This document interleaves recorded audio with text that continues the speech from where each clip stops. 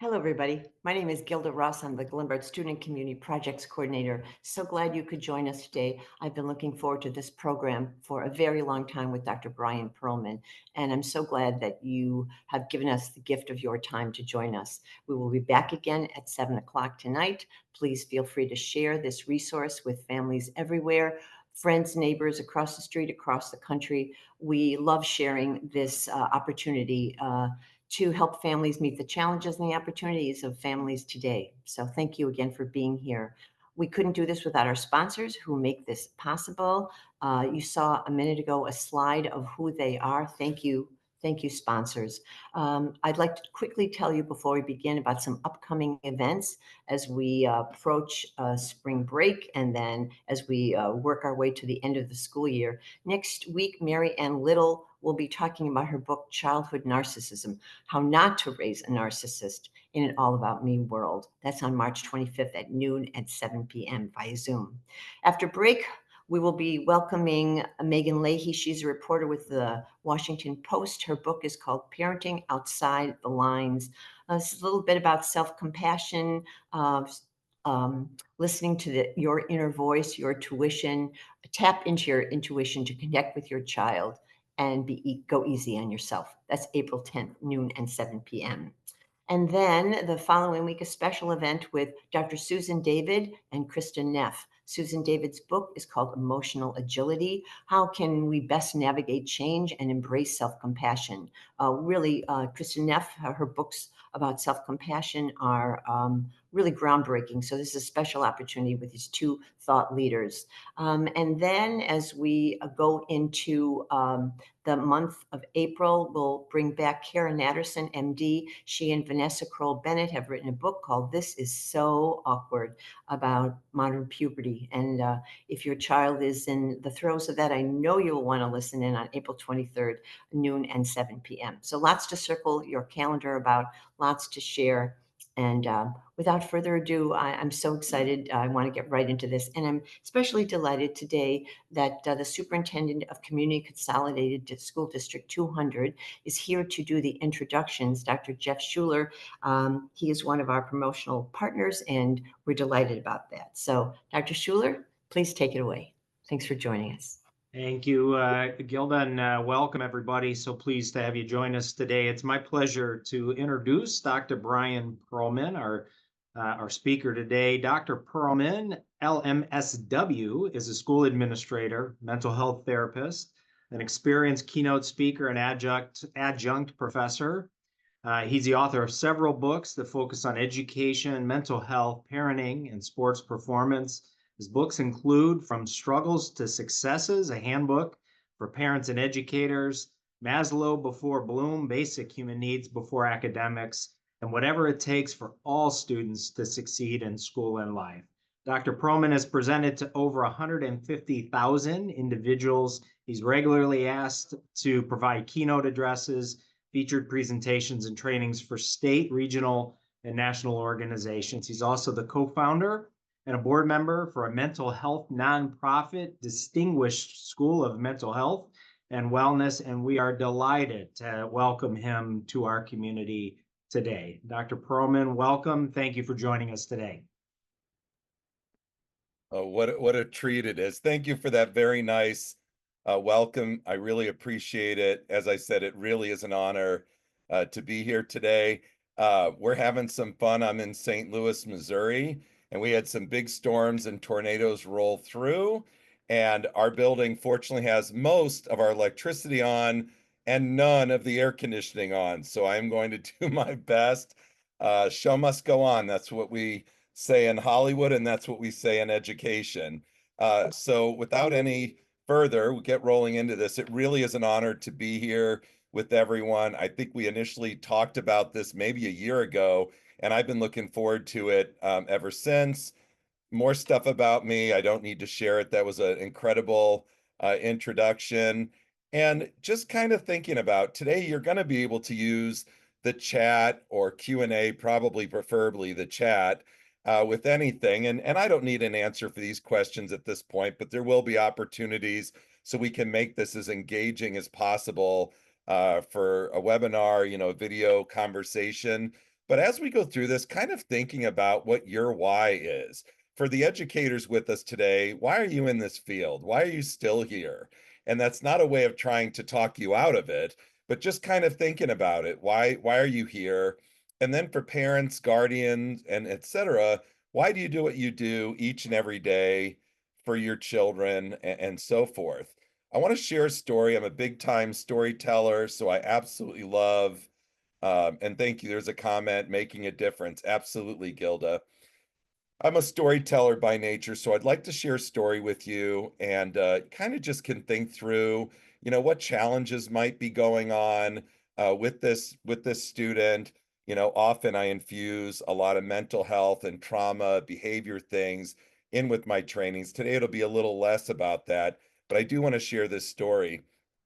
And you might not know this, but there was a kid, Brian, who showed up at your school this morning. He's a new kid, and he has that big file right there with a post-it note on it, written in bold. Good luck with this kid. Okay.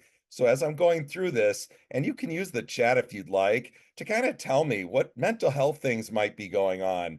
Is there trauma? What challenges might there be as an educator, a parent of this student right here? So that's Brian.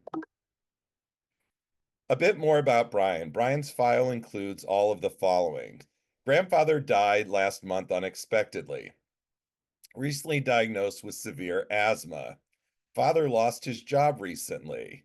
In the nurse's office frequently. Easily distracted, appears bored and often off task. Poor penmanship. Does anyone even know what penmanship is anymore? Is that on the report card, like math, reading, science, penmanship? Is that maybe not? And writing skills. Several years behind in reading, not meeting potential, difficulty sitting still, free and reduced lunch program. Whoa, 2 grade levels ahead in mathematics. Highest math assessment score in the district. That is weird. Huh. And again, as I'm going through this, you could start firing away some maybe mental health concerns or challenges or anything trauma that you see in this guy here who's at your school. Qualified for the gifted program at a previous school, and there's an exclamation point there. Huh. Or question mark, pardon me. I wonder why. 4 schools in the past 6 years, previous schools in Boston, Tampa, New York, and Ohio. Both parents work long hours and are difficult to reach by phone. Loves talking about sports and enjoys physical education recess. Favorite sport is tennis. So what's going on with this guy? So anyone, you could put in the chat if you feel like it. That would be awesome. What is going on with this guy? He's new in your school. We're not making a diagnosis, but high functioning autism, ADHD, good point. Lack of adult support. What else? What else could be going on in the mental health world? Just different things in here that might clue you in, or even some of the trauma that you might see. Thank you to another one. Depression, lonely. Just some really good answers. I'll give it maybe a few more seconds if there's anyone else. What about this whole thing about difficulty sitting still, lack of focus, bored, distracted? What is that kind of thank you. There it is. ADHD, not felt no feeling safety, not heard, not seen. Okay, we'll move on. Thank you. The next question, which I hope we can answer pretty quickly, he's in your school right now. He just showed up. He's sitting in the front office. What do we do? What do you do? You're the first one on the scene and you see the kid there with his big file and that post-it note. Good luck. What do you do? What do you do if you approach him? Anybody?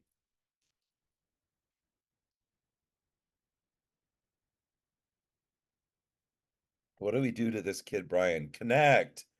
Going back to the earlier point, yes, financial insecurity and grieving. Engage him. Say hello. Welcome. Are you new? Maybe the kid's wearing a Boston Red Sox hat in the Chicago metro area. Like, bro, you're not from around here, are you? And Jessica Goodwin, talk about sports, connect at his level. Anything that we can do. All right, I'm gonna move on. Whoop. Tell me a little bit about yourself. Good. If if any others come, I'll comment on them. Okay. So these are kind of the things we need to do. This kid's sitting here, he's maybe ADHD, maybe he has anxiety or depression, maybe he hasn't put his roots down, maybe the trauma of just moving so much or having a grandfather, who died unexpectedly, or as an athlete, having severe asthma that could impact one's ability to play sports. So he's in your school, and it sounds like he's in really good hands with you guys. And I'm sorry, I told a little white lie. That Bryan was me 40 years ago. Okay, this is a reason why I do everything that I do to help students to achieve, why I wrote, first, Whatever It Takes, then Maslow Before Bloom, then From Struggles to Successes. Okay, and this is not unique to Bryan. There are a lot of Bryans back then. There are probably a lot more Bryans now, and I would imagine more and more of them coming through your community, and really just trying to be prepared for kids that got a lot of different things going on. And, it's not like, a kid who's struggling has a billboard on their forehead that says, right now, I'm acting this way because I'm hungry, or I'm tired, or I'm sad, or I'm having a hard time concentrating, or whatever else, or this work is way too easy or way too hard. It really doesn't do that. So for us, I love the part about engaging and talking and getting to know Bryan. Back in the day, I was a teacher and then a principal. And as a teacher, I asked my administration to only tell me the bare minimum that I know, like life critical, like if they need, they have diabetes or asthma. I didn't want to know too much about past behaviors or things, because I think sometimes, when you're treated a certain way, or people say, good luck with Bryan, or, oh, wow, I can't believe you're stuck with him. We're not even giving this kid a fair chance to even figure things out. I've had parents say, good luck with my kid. So really getting to a point of, I'd rather get to know them first. I really am a big proponent of giving everyone a clean slate. Everything that happened before today, I can't do anything about that. Maybe some of you all are smart enough to make a time machine and go back in time and change things. I don't know how to do that. That's not where my strength lies. This was on a report card of mine, and I believe it was second or third grade. Fortunately, I did not see that until I became the weekend before I became a teacher, when my mom sent me all the things that were said, good, bad, and otherwise, about me. And this is Mrs. Mott. Bryan won't be college material. She figured that out in either second or third grade. And she is no longer among the living. So I definitely don't want to talk badly about those who are deceased. But those are my 4 degrees up on the wall. Mrs. Mott didn't know what she was talking about. I'm sure I was a challenge. And maybe with the parental support that I had, or maybe my own drive, or whatever it is, I made it. I wonder about all the other kids that got, Bryan, Susie, Ben won't be college material, and where they are today. So the thing, I want to make t-shirts for educators that say, don't be a Mrs. Mott. Like, that's our reminder. Okay. Mrs. Mott was wrong. Okay. There must be a mistake. How can Bryan be in the gifted program if he can't read, can't write, can't focus, and can't sit still? That's Mrs. Edwards, and that's fourth grade. Okay. There was a real misunderstanding about gifted, back in the day, 40 years ago, in that you could have a learning disability and be gifted. You could be really gifted in math and really not do well with behaviors, or not do well with reading and writing. And thank you. The comment back is, he is gifted. That's why. Twice exceptional, I would argue. And I can still tell you, in traveling the country, I go all over the country all the time, doing trainings, doing, keynote addresses. And I'll ask, what do you call that? A lot of people don't know what twice exceptional is. And there are a lot of kids that we focus on the behavior, we focus on the deficit, but we don't focus on the strength. Okay. And I think that's missing a really important part of the story. This is 12th grade. You may have everyone else in this high school fooled, but I know you're smart, and I know you can write way better than you did on this paper. Rewrite it and come back tomorrow. Miss Rivers almost kept me from not walking at graduation, because she told me that my essay, which was not a good essay, that I could do better, and that she was going to give me an incomplete until I brought her a paper good enough. And I'm actually telling, my grandmother's coming in from Boston. I have to graduate. Like, this isn't a thing. And I kind of said nasty things about Miss Rivers, how she ruined my week of my, graduation, and how she made me keep coming up, and how terrible. And I went back to visit the school and visit one of the administrators, and I go, wow, is old lady Miss Rivers still here? Man, was she a pain. He goes, no, she retired a number of years ago. And I explained what happened. He goes, I actually remember that. Miss Rivers lives about 35 minutes from here, and she doesn't drive. So those 4 days or so that she came up to school to force you or to encourage you to write a better paper, that was on her time and on her nickel.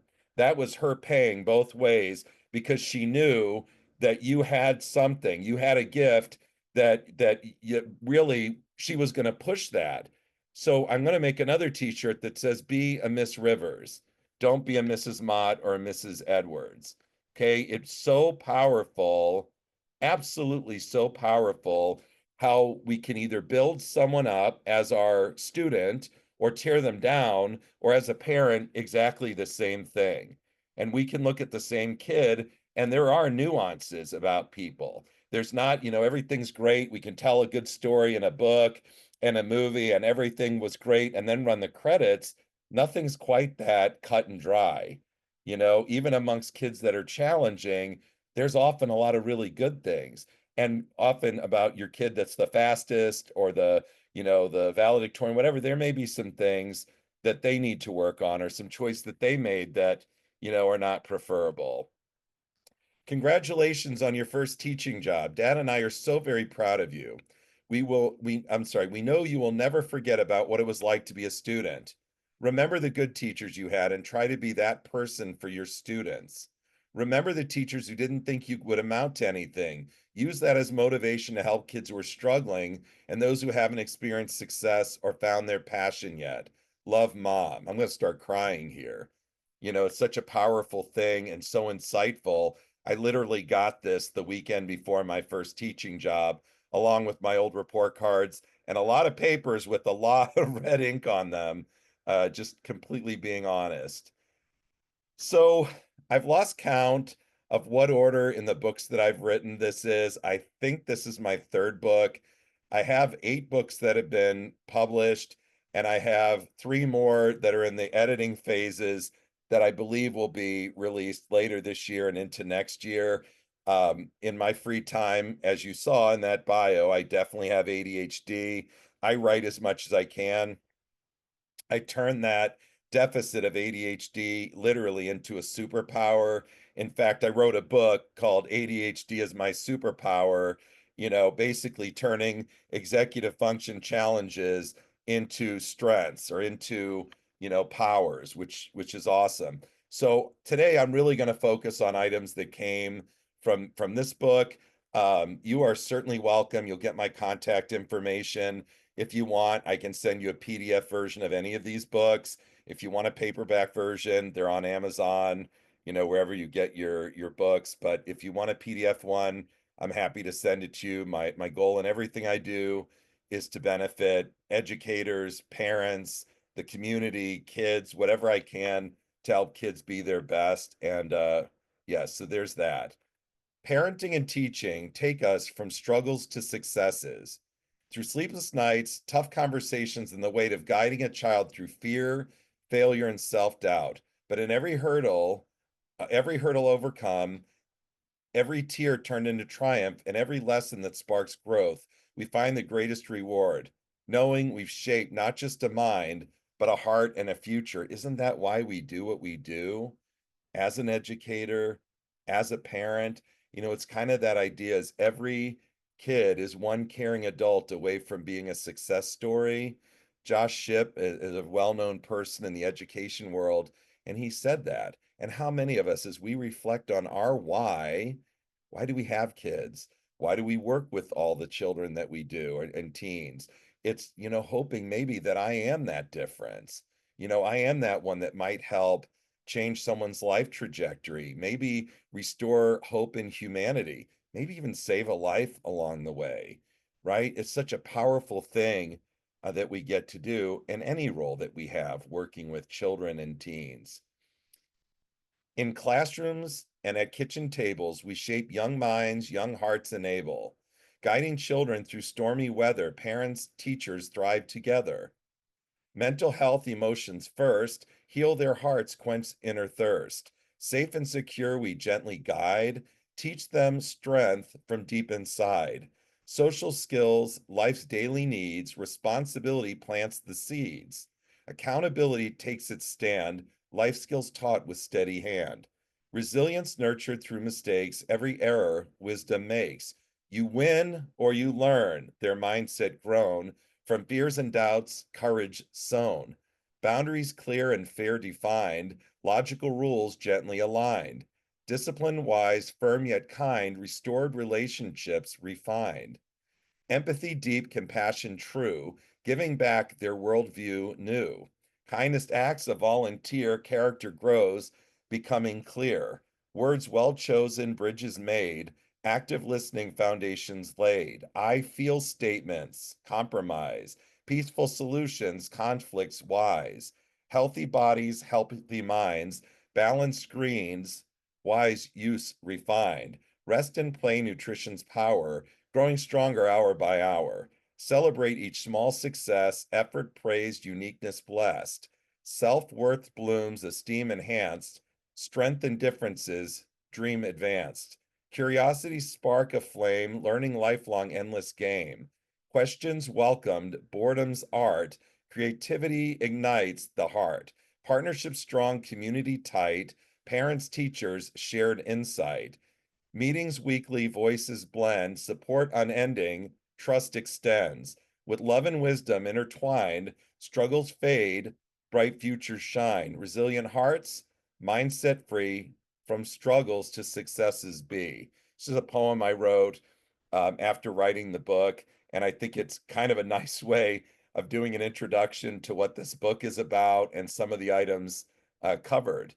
So some key points, just a quick overview of this, and I get into a lot more detail. We talk a lot about effective communication and collaboration, that we're really building strong relationships. It does take that active listening, it does take compromise, and it really does take finding win-win solutions. Okay? That even if I could say it wasn't like that when I grew up, I didn't have a voice at the kitchen table, or that just wasn't what we did. I mean, I love storytelling and that's fantastic, but in today's way of what's effective and what's going to produce the greatest outcome for kids, it really is that communication, that collaboration and compromise. Learning through natural consequences. Growing up, there were some of the most bizarre consequences given. I forgot to put my dishes away, so I was grounded for a month, or I don't know. I forgot to say thank you, so my car was taken away for 3 weeks, right? I don't think that that is really a natural consequence that helps someone learn from their mistakes, helps them to develop the accountability and problem solving skills that we need, that's going to foster independence and self confidence. Don't even get me started with digital age and screens and everything else. It's funny, one of the worst consequences I got as a kid was being sent to my room because there was nothing in my room. There was a bed, two nightstands, and that was about it. Like that was like being in solitary confinement, especially for someone who has ADHD. I'd call down or cry down, "Oh my God, I've been up here for hours." And they're like, "You've been there for 10 minutes." That's part of the ADHD, having no concept of time. But like in today's day and age, I think the consequence is making the kid get out of their room, right? They already have everything that they could ever need in their room. They have a phone, they have a tablet, they may have a game system. I have families that are like, we don't know where all our dishes went and our cups went, and the kids are eating there and hoarding that stuff. So really finding out that there are reasons why we need to be a part of the digital age, and technology can be a really, really powerful tool, but really learning to balance and to have a healthy approach to the online world, and knowing that being in the real world is okay too. Our entire existence doesn't have to be staring at a screen. I go to concerts and sporting events, and I'll see people sitting in first, second, third row of a show, and they're on their phone the entire time. Right? I'm kind of like, hey man, I'll give you my phone. You can have that too. Can I have your seat? Another thing is trying to promote autonomy and also keeping accountability. So, autonomy for a kid and a teen is just being able to have a voice and some say in their own life, right? Which is important. That's how we get them ready. So, when they leave the nest, our hope is that they soar, but also having accountability to make sure that we are keeping tabs, that we are making sure that they're making good choices. Often, conflict between kids and teens is due to the challenge between autonomy and accountability. And it is definitely something that can be balanced. There was a comment in the chat, and thank you for sharing that, that Josh Shipp had been one of the speakers in the past. That's awesome. I'm so happy for you all. Building emotional regulation, things like teaching distress tolerance. Okay. That is something that is lacking amongst a lot of kids and teens now, right? It's not all fun, rah, rah, entertain me, whatever. There are times when you have to sit and wait. You may have to sit and wait at the DMV to get your license. You may have to sit and wait your turn for something. Learning how to navigate through that, helping people deal with impulse control. Just because you think it doesn't mean you have to say it or do it. Learning patience, learning self-control, strategies to help them, and to be able to make those good decisions. The value of boredom. Boredom in and of itself is not a bad thing. Often our greatest creativity and our curiosity and all of these things develop when I'm bored. I may need to figure out. I told my kids, hey, and if you ever watched the TV show way back in the day or heard of it about the Love Boat, I'm not the activities director on this ship, right? It's okay to be bored. It's okay to have to wrestle through things that it isn't our job, right? And as teachers, it's not our job. I'm bored. Okay. I have one of these great teachers that used to work for me, and I love this, had a sign what to do when I'm 3 things to do when I'm bored, or 3 things to do when I'm done. So there are some choices, but they were very open-ended. And it was like, my job's not to entertain you. And being bored is not a bad thing. Some other points about this. I try to start every interaction I have with a parent, with community members, with kids, with anybody, is to start by assuming goodwill and positive intent first. When you start at that, even with loved ones, even with a spouse or a kid, it just changes the lens that we're not already in the mindset of you did something wrong and we put them on the defensive. That let's assume that goodwill and positive intent first or until proven otherwise. Okay. I totally encourage people, if you have kids, to have a weekly business of that kid meeting, that you can do your check-in and your accountability. Anybody can put items on the agenda. Everyone has a voice, and it's just so powerful. That could be a 20 or 30-minute thing once a week, and it keeps from these drive-by conversations where we're really not talking to each other, or we miss each other, or we're really not focused because life is sometimes busy and crazy. So doing that, I really think it's important for us as educators, and most of us do, and parents, I hope do too, is to remember what it's like to be a child. So often we're coming at a lens that we forget what it was like to be a 10, 14, or 18-year-old. Okay. I wish I could give you the full tour of my office, but people like my wife joke that inside this 52-year-old body is still a 14-year-old.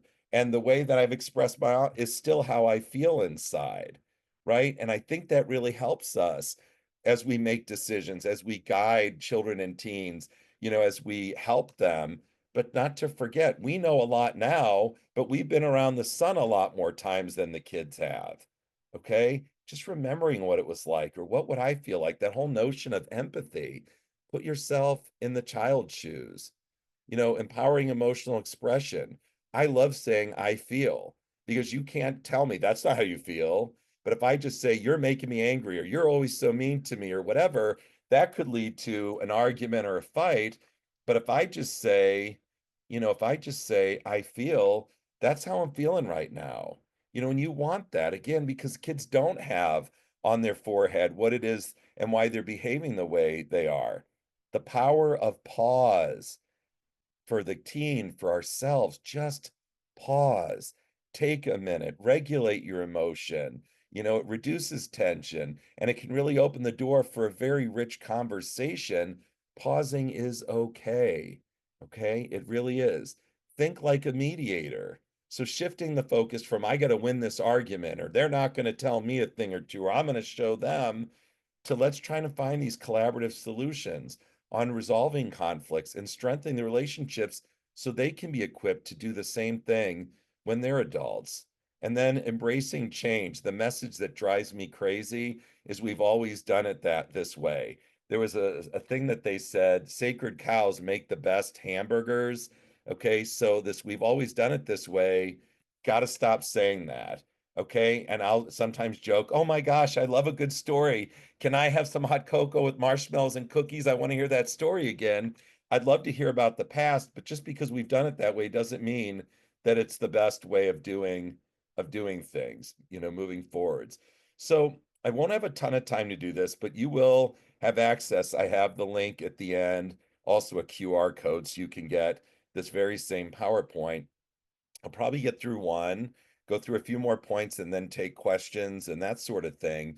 But within the book, I've created and taken some scenarios that I think that as educators and as parents, we've dealt with, or we've heard things like this, or it's coming somewhere down the road, possibly. And I kind of want to go through it.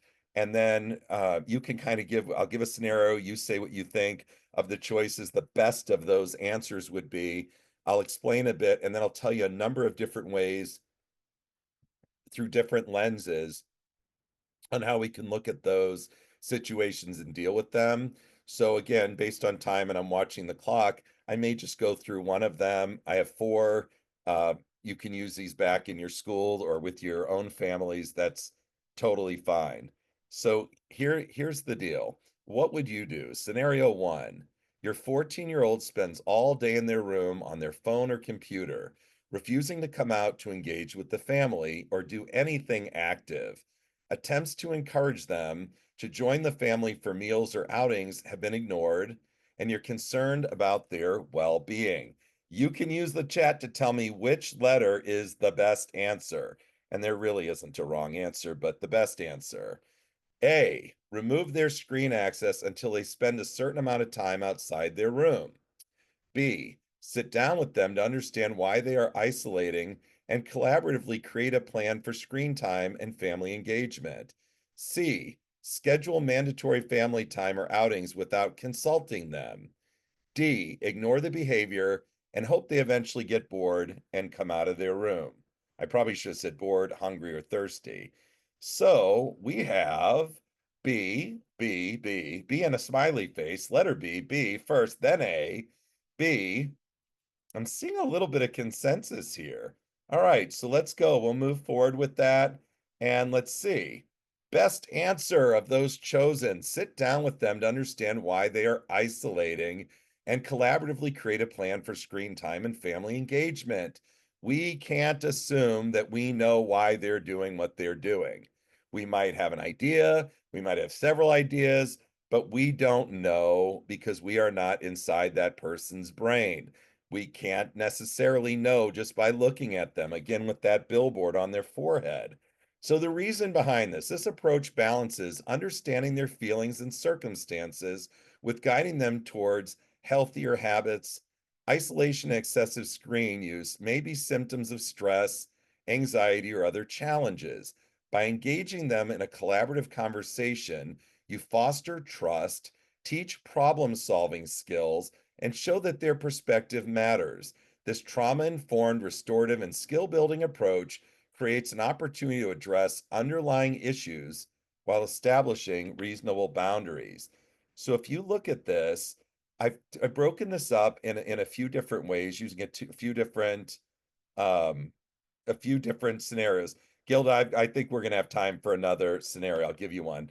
So the collaborative problem solving lens, parent, I've noticed you're spending a lot of time in your room lately. Can we talk about what's going on and why it feels better to stay in there? Let's figure out together how we can balance things so you feel good, but also get some time with the family. Teen, I just feel like being alone. It's easier. Parent, that makes sense. Sometimes being alone feels safe. Let's brainstorm small ways we can balance alone time with other things like dinner with the family or a walk outside. Love and logic approach. It's okay, the parent, it's okay to need space, but spending all day on screens can be tough on your body and mind. How about we figure out a plan together? For example, you could choose when to spend some time with the family or go outside. You'll feel better and the screens will still be there after. Teen, I guess I could come out for dinner. Parent, great. What time works best for you to start dinner with us tonight? 7 habits of successful kids lens. Let's think about balance as one of the habits. How do you think we could balance screen time with spending some time outside or with the family? We all need some time for fun and time for connection. Teen, I don't really know. Parent, let's start small. How about we eat dinner together or take a 10-minute walk? We can see how that feels and go from there. Boys Town social skills lens. Parent, when we spend all day on screens, we miss out on other important things like being active or connecting with family. Let's practice a new way of balancing things. I'll help you set up a plan to mix in some time for activities and family. Teen, I don't want to stop playing games. Parent, that's okay. You don't have to stop completely. We can plan time for gaming and time for other things. Trauma-informed lens. Parent, I'm wondering if something is making it hard for you to leave your room or spend less time on your screen. You don't have to share everything right now, but I'm here to listen and support you. Let's work on a plan together that feels comfortable for you. Teen, I just don't feel like being around anyone. Parent, that's okay. Sometimes it's hard. What's one small thing you feel like doing outside your room today? I'll be here to help you if you need. Okay. And a restorative lens, parent, it seems like staying in your room on your screen is what feels safe and easy right now, but it's also affecting our connection as a family. How do you think we can work together to create a balance that helps us all feel good? Teen, I don't want to come out. Parent, I get that. What if we start small? Maybe come out for dinner or game night this week. How can I support you in making that happen? So, supportive strategies for moving forward. Open communication. Sit down with them to understand their feelings and why they prefer staying in their room. Set small goals. Encourage short, low pressure activities like joining a family meal or stepping outside for a walk. Collaborate on a plan. Work together to create a balance between screen time, family engagement, and outdoor activities. Provide emotional support. Reassure them you're there to listen and help, especially if anxiety or stress is contributing to their behavior. Okay, we'll do one more. I think we have time for it. And like I said, there's two that you can do on your leisure. Your 15-year-old has started refusing to go to school. They expressed feeling intense anxiety, worrying they'll get sick at school and embarrass themselves in front of peers. Attempts to reassure them have been met with more resistance and they remain at home. So here are your choices, and you've got the chat to tell me which one you think it is. Possible answers. A, work together to create a plan for easing their anxiety, including coping strategies and a gradual return to school. B, force them to attend school, telling them anxiety is something they need to push through. C, allow them to stay home indefinitely until they feel ready to return. D, call the school and request they reduce academic expectations until the anxiety passes. So what do we think? A, B, C, or D? We have one vote for A, another vote for A. What else do we have? Ooh, we've got, let's see, wait a minute, another A, another A. There's 38 people out there. We've got 4 answers. Oh, we got another A. Give it about another 5 seconds. Another A, another A, another A, and another one. Oh my goodness gracious, it's unanimous. So let's kind of see what's going on here. Best answer A, work together to create a plan for easing their anxiety, including coping strategies and a gradual return to school. Reason, anxiety is a powerful emotion, and pushing too hard or avoiding the issue can worsen it. Collaboratively creating a plan helps your teen feel supported and empowers them to manage their anxiety.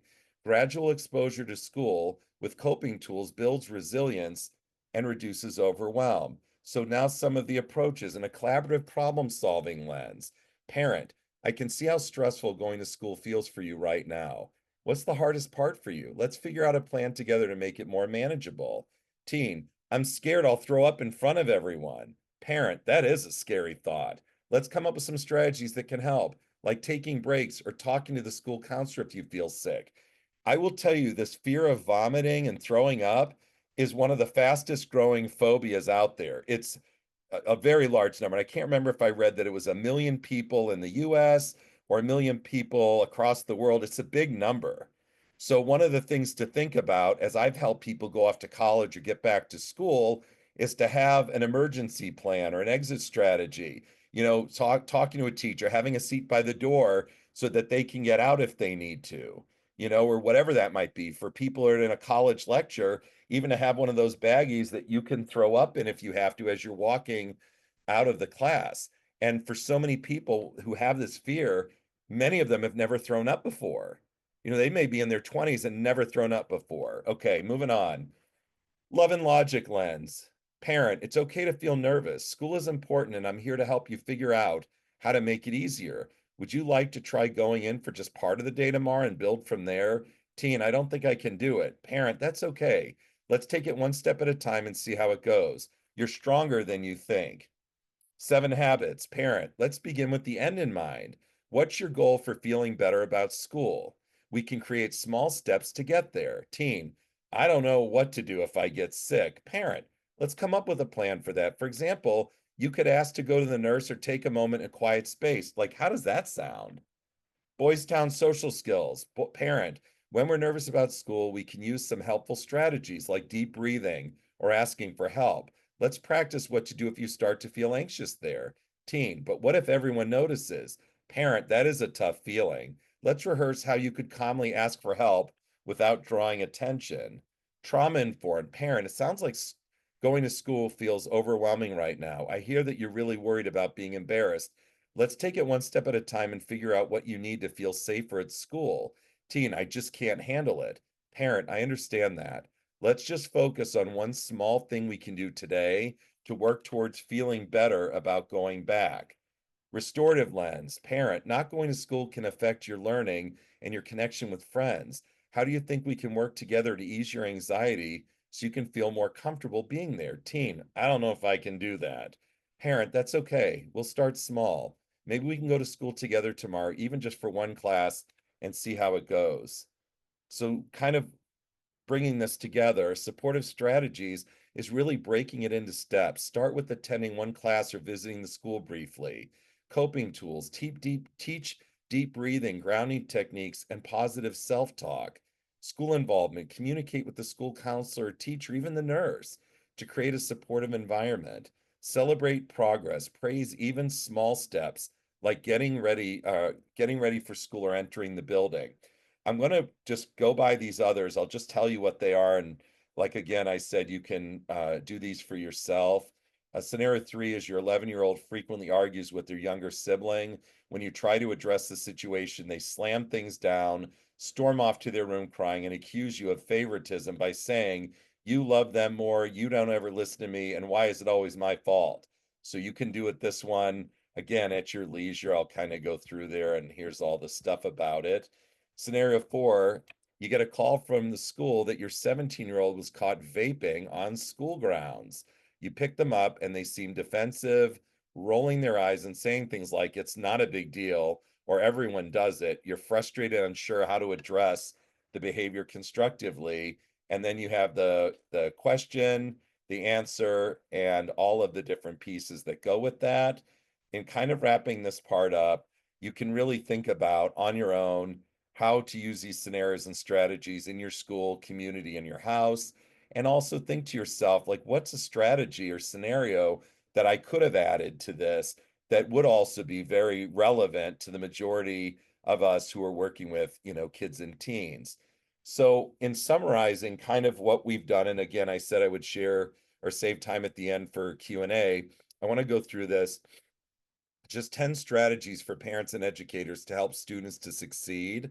Using these evidence-based strategies, parents and educators can effectively support and empower children, transforming struggles into successes on their path towards becoming confident, capable, and resilient individuals. Number 1, prioritizing mental health and emotional well-being. So identify, address, and support children's mental health needs. Teach emotional regulation, stress management, provide trauma-informed care to ensure students feel safe and secure. And the really cool thing about this is it tells you all the chapters that talk about this in the book. Number 2, Build strong social and life skills. Actively teach responsibility, effective communication, chores. There are still families that have teenagers that have no chores. And I'm not bad mouthing or judging. Kids need chores and kids need responsibility. They are part of our home community and our school community. It will be good for them. And also the practical life skills, fostering independence, self-control, and accountability. And here are the chapters that refer to those. 3, promote resilience and a growth mindset. Encourage a you win or learn attitude. I coached sports back in the day. I love the idea of you win or you learn. I talk often at little leagues or even at middle school, even some high school games where it's like the end of the world. And I explain, like here, I'm in St. Louis. The St. Louis Cardinals are not recruiting 11-year-olds at the little league game, right? They're not. They're not coming out to the ice rink to see 12-year-olds, right? You win or you learn. And some of our biggest challenges and mistakes and other things lead to some of our best learning. If you go through a day, a week, a month, and have a year and not made a mistake, you also haven't grown and you've learned nothing. Okay, so really bringing that up and modeling. As a teacher myself, I always pointed out mistakes that I made. Some people are like, man, you're kind of hard on yourself. I'm not. I'm a human being. And I want the kids to see that it's okay to take an educational risk and to have a hiccup here or there. Okay. And so embracing educational risks and mistakes as valuable learning opportunities help children overcome perfectionism, procrastination, and negative thinking, which often are a result of anxiety, but also as a result of fear of making a mistake or failing. Okay. You just got to go for it. And like I say here, even to clients I see as a therapist here, I make 2 or 3 decent sized mistakes every day. And I think that's why I've achieved what I've achieved, because I take the chance and then I either win or I learn. Set clear and consistent boundaries, establish and maintain clear expectations, rules, and appropriate natural consequences or logical consequences, disciplinary wisdom and restorative practices. Okay, it is okay, even with all these lenses, to say no. Even having a family meeting where the kid or teen has a seat at the table, that doesn't mean they're always going to get what they want. Okay, and that is okay. Totally. There's a question here. I'm going to get this. Hopefully, this is my first question when I'm done going through this. 5, fostering empathy, compassion, and giving back. Teaching these things like volunteering, acts of kindness, and charitable activities builds character and a community mindedness, like being part of that. Develop effective communication and mediation skills. Utilize positive communication strategies like I feel statements, active listening, and role playing. Focus on compromise, finding those win-win solutions, and learning the conflict resolution instead of thinking I have to win, right? We want to get to a point where everybody can look around and say, you know what? It's not exactly what I wanted, but I can live with that and I can walk away feeling good. I'm a certified mediator by the Supreme Court of Missouri and Illinois. I took a whole mediation training. I don't actively do mediation, but I use it in my trainings and I use it in therapy. One of the worst things is going into a mediation saying, I have to win and you have to lose. Okay. If you're doing that and it involves attorneys, the only one who wins that one are the attorneys because they're billing probably $500 or $600 an hour. Okay, finding ways to find compromise. Encourage physical health and balance screen time. I think this speaks for itself. Celebrate efforts, progress, and uniqueness. Regularly acknowledge children's efforts, successes, and individual differences. Reinforce self-worth, positive self-image, and the value of sustained effort and hard work. There are times where my daughter would come to me and say, I got an A minus, and I know she didn't do any work to get that. And I might say, hey, you didn't really put the work in, and I'm glad you got an A minus, but at some point, you're gonna have to have those habits of putting the work in. And maybe my son worked 3 times as hard and got a B minus, and I was very proud of him for putting the work in. So maybe doing that, maybe focusing more on the effort and the hard work and be less focused on the grade. We moved to standards-based grading at one of the schools, and it was like 1, 2, 3, 4. And they're like, okay, so 4 means A, right? No, it's just saying that they've achieved whatever that is. 3 is a pro. Okay, yeah, I know that's what you're saying, Dr. Perlman, but that still means A, right? And it's like, oh, brother, your kid's 7, right? Harvard is not looking. You guys are in the Chicago area. Northwestern or University of Chicago is not scouting a 7-year-old. They don't actively do that. Cultivate curiosity and a lifelong love of learning. One of the greatest character traits, I used to say, was always empathy and compassion, which is really, really important and one of my favorites. But when I hire people, or I work with people, or I coach people, that curiosity is so powerful, right? Not asking why as a way to challenge authority, but asking why as a way of seek to better understand. Okay, so how important that is. And then forming strong partnerships and support networks with other educators, parents, community resources, holding meetings, sharing strategies, providing consistent, unified support. The old adage, it takes a village to raise a child, is totally 100% the truth. I'm going to take questions in 1 second. We have a Facebook group. If you're interested in joining, you can go to this long URL here, or you can just go to Facebook, click on groups, and then type in Maslow before Bloom. There's about 36,000 people from all over the world and all these different jobs and things, mostly educators. So we can crowdsource anything. We can crowdsource solutions. If there's something you're having an issue with in Illinois, I am sure it is not unique just to your state. The other piece, if you're still on Twitter or X or whatever this thing is called, I'm at Dr. P_principal. Please follow me. I'll follow you back through the Facebook group or through this. Reach out anytime, and I mean that 100%. Here's today's PowerPoint.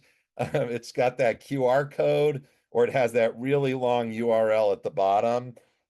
So I'm sure there's some way that we can get this to you, or you can reach out to me through Twitter or through the Facebook group and all of that. I'm going to stall for about 5 seconds so you can screen capture this or whatever you need to do to have this. Again, I'm happy to send you anything and everything. You want copies, of the PDF of one of these books, I'll send it to you. It'll be great reading if you're interested in that. Oh, and here's my contact information. There you go. Screen capture this one. You can text me anytime. My number's right there. My email is there, and that whole Twitter and X thing is at the bottom. I'm going to get out of this screen in about 5 seconds. I'm going to start answering questions. All right. I'm terrible with time. I have no idea if that was 5 seconds or an hour, but I'm going to get out of this.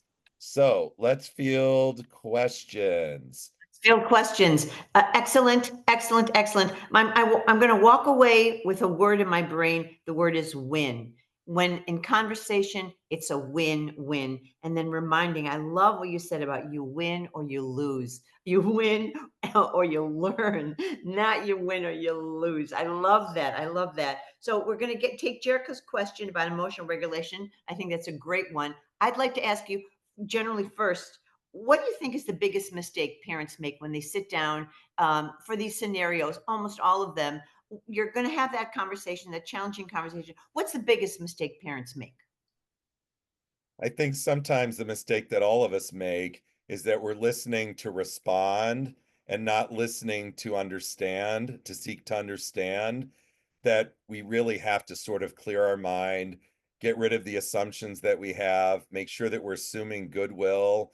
The idea that you get a clean slate every day as a kid or as a teacher, I laugh all the time because I went to bring a kid back who'd been suspended for 2 weeks, and the teacher goes, "We missed you so much. I'm so happy to," and the kid can smell baloney a mile away, right? They knew that wasn't sincere. And if we're going to say something, we have to do it. So I think the biggest one is the idea of we really need to listen and listen to seek to better understand.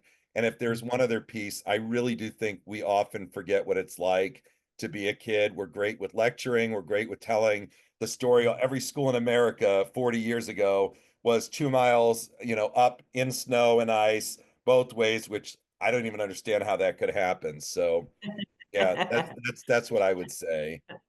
Great. Let's take this question. What about the child who spirals quickly into depression, anxiety when a mistake is made, or they ruminate and withdraw? How can we best help? So there's two things that I would say to that one.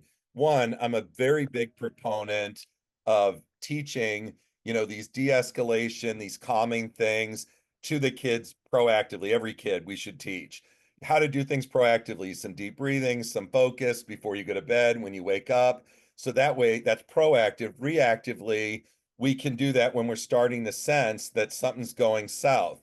I teach people a lot about recognizing that big emotion is coming. And I use the example of Bruce Banner's that brilliant scientist, and he turns into the green guy, the Hulk. And that's what happens. So by recognizing, by teaching, breathing, even getting an ice pack and putting it on your wrist, or having a cold drink, or whatever it might be, to really, learn to start doing that. And it's the idea of a window of tolerance. We all have one. When we're at a concert or on the beach, we can tolerate a lot of things. Life sets it up that sometimes our window of tolerance is so narrow. When it slams closed, the body's response is adrenaline, fight, flight, or freeze.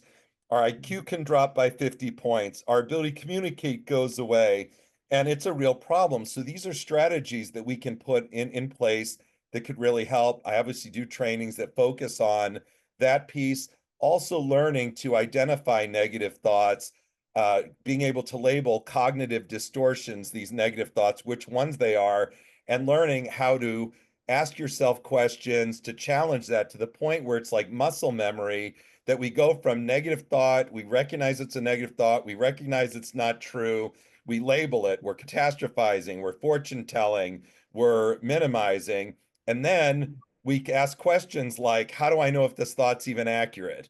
Where's the evidence to support this? And my favorite one is, what would I tell a friend going through the same circumstance? Because if we're really good at giving advice, but we don't take our own, it makes us a hypocrite. And I've got these neon lights in here. I'm going to get one that says no hypocrites allowed. It'd be like me saying, Gilda, don't sweat the small things, chill, whatever. And we leave together. Someone cuts me off and I get out and start pounding on the hood of the car.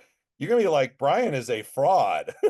He's not modeling what he's doing. So a very Right. quick thing, those are the types of things that I would do. And there's plenty of resources out there. I can share any or all of that, but these things are really effective. And unfortunately, they're not things that many of us have been trained, or that are included even in teacher prep or principal prep or counselor prep or superintendent prep. We just don't do that. Jeff, I see you just came back on. Thank you so much for remaining. Do you have a question that you'd like to ask Dr. Pearlman? No, I mean, I think you've asked some thoughtful questions. Uh, Brian, I guess I'm thinking from a system perspective. What's sort of like final thought, right? In school district, we're always looking for the highest leverage strategy, right? What is the highest leverage kind of impact thought you'd leave systems with? Wow, is that a tough question? Whew, I'm sweating here. It seems like to me, if we could leave something with staff for really leveraging this concept, it really is the idea of assuming goodwill first, right? Mhm. Understanding that all behaviors are communication, that we can't assume what's going on with someone. And also the idea that whatever it's gotten to get me, you, a kid, whatever family to this point, didn't take 5 minutes to get us there. It's probably going to take more than 5 minutes. And let's look at those small steps. For a kid that's refusing to come to school, I'm like, I'll meet you over at school after school. We'll go there when there's nobody there. And just taking those and celebrating those small wins, and understanding, for a lot of times as a parent, oh my gosh, I must be an awful parent, or as a teacher, my gosh, I must be an awful teacher. Understanding that all of us, and I was a principal and I worked in central office, some of the kids that are more challenging with some of these things would be difficult for any of us, until we built that relationship, until we found out what makes them tick. And I guess the last point is, don't give up. Don't give up on a kid. I mean, a lot of us, if people had given up on us, we wouldn't be where we are today. So I think I kind of hedged that by giving multiple answers, but I think that's the message I would hope that folks would leave with. Yeah, I think that's awesome. Every kid's got to have a hero, right? In the system. Absolutely. Well, just delightful to have both of you here today and all of the listeners. And as it says in the chat, we'll be back tonight at 7 p.m. Tell a friend, and we'll be here. And this is where we usually go hug the kids when they're around. So we'll go do that right now. Thank you so much, everyone. See you next Bye, time. everyone. Thank you. Gilda, it's yours. What questions? Anybody? Fire away. I'm ready. I got 7 minutes left if you want. Start right away. So much here. You know, you really touched on how the relationship is really everything and what you need to do, not about the win. I love what you said this afternoon. You said, when lose, win, you said, win. No, I got it. You said, You lose or win? What'd you say? again, you say it. You either win or you learn. Love that. I love that. You win or you learn, but so much about, again, that communication piece. So, tell us, just like a refresh about why this communication piece is so important, and just a little, reiterating some of the key issues around communicating well with your child. Sure. I think that I'll start with some challenges that I've seen in the past, and maybe even with families that I work with here, is that everyone is well intended. I think every parent does the best, and a teacher and educator does the best that they know how to at any given time. And I think sometimes, we're thinking that I'm listening to what my kid is saying and I'm listening to respond instead of listening to understand what they're saying. And there's a big difference there, right? That I need to just be laser focused on what they're saying and be able to have that conversation with them. Additionally, maybe I talk about, growing up in a time where I didn't have speaking rights at the table. And my parents, it was because I said so. And I got in trouble a lot by asking why. But if they stopped and said, wait a minute, Bryan's not asking why because he's challenging us as parents. He really simply wants to know why. I remember a time my mom said, okay, everyone, get up, get up. We're cleaning the house. It's Saturday morning. We're cleaning the house. I said, why? Is someone coming over? And my mom goes, does someone have to come over for our house to be clean? And I'm like, I wasn't being sarcastic, but every other time you've said Saturday morning, let's clean up, somebody's come over. So sometimes there's that disconnect and that piece of not assuming goodwill or positive intent, immediately jumping to you're challenging my authority, when especially when you have kids that are bright and inquisitive and curious, maybe just answer their question and not dig any deeper and assume that something else is going on there. I think the idea of my job is not to win an argument with my kids. Actually, my job is to hope that we don't have arguments, that we learn to communicate and really hear each other and then compromise, right? And also for parents to be able to admit, and teachers too, to admit when we're wrong. It is okay to do that. As a teacher, I admit I was wrong all the time. I had some kids as a fifth grade teacher that I knew were way smarter than me, or in certain areas had so much more knowledge than me. And if I made a mistake, I didn't try and cover it up or brush it under. I said, you know what? You're actually right. Or they asked a question I don't know. You know what? Mr. Pearlman doesn't know the answer to that. If you do, I'd love to know it. If not, let's go figure that out together. And I think that sets the stage that none of us are perfect, that it's okay to make mistakes, and that we should be learning something new every single day.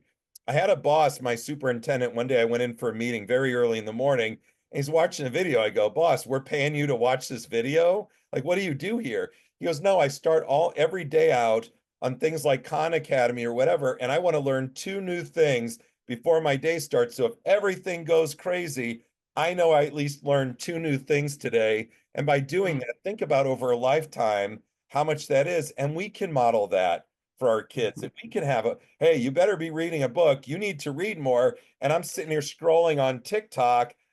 That's kind of a disconnect. Why not instead model for them that, like, I'm a reader too? I want to learn something. Self-regulation. You talked about that briefly. And I think about how our children need to know this skill, ourselves, as so that in those conversations we don't 0 to 60 in a couple of seconds. What are some techniques for self-regulation for ourselves, and that we can teach our children?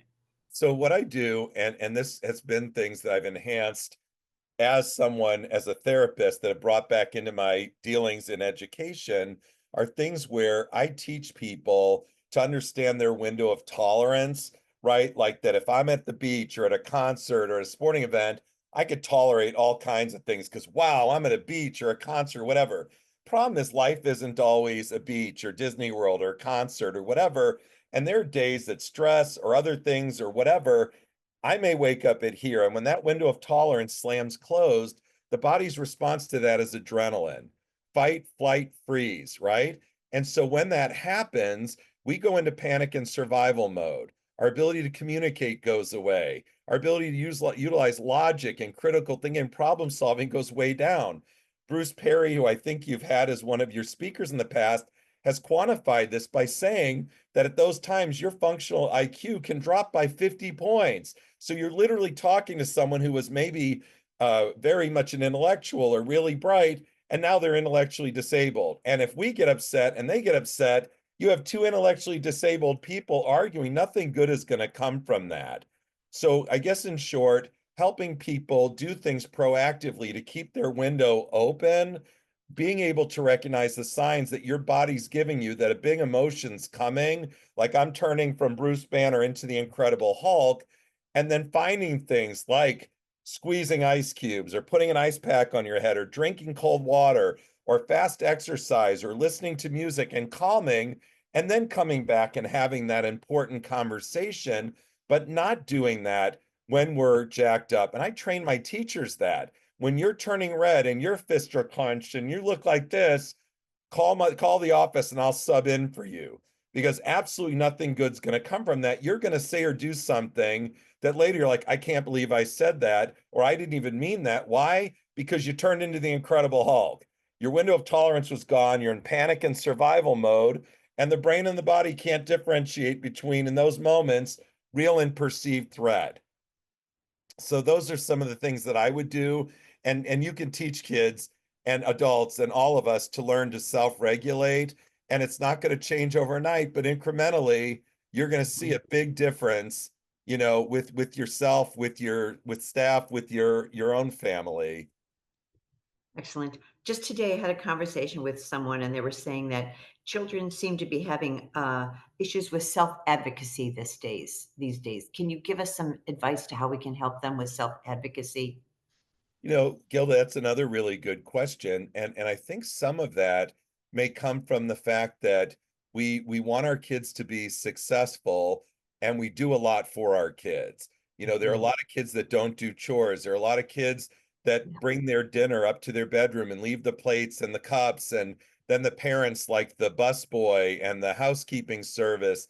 And so something happens at school and the parent jumps right in there before even giving the child a chance to problem solve or advocate for themselves or be a part of that solution. So what they learn is problem solving equals my parents do that, right? And they're the ones who are going to do it.